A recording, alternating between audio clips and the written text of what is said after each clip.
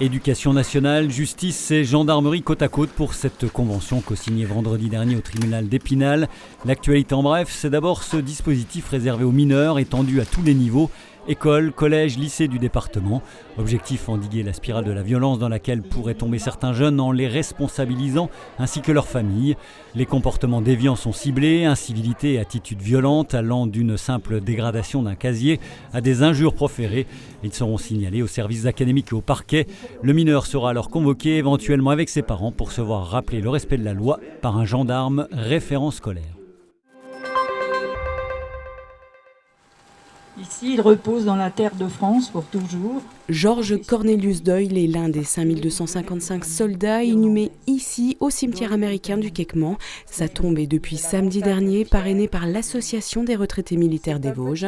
Né en juin 1925 et membre du 180e régiment d'infanterie, il avait participé à la libération d'Épinal le 24 septembre 1944 avant de tomber au combat à Jessé le lendemain.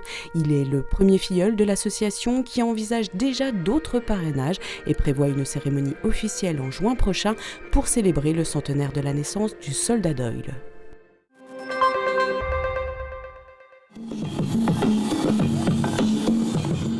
De la brume a jailli la lumière, celle de la compagnie Remue-Ménage qui a paradé ce dimanche dans les rues de Vittel.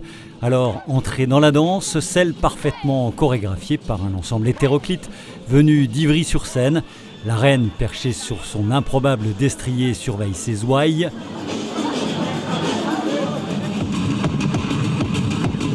Renards articulés, acrobates et danseurs qui, 1 heure durant, ont déroulé cette déambulation lumineuse, avec pour effet ces regards pour la plupart interloqués. Un moment suspendu proposé par la municipalité vittelloise dans le cadre de sa programmation des fêtes de fin d'année. L'humidité et le froid ambiant n'ont pas freiné les ardeurs, jusqu'au final salué comme il se devait.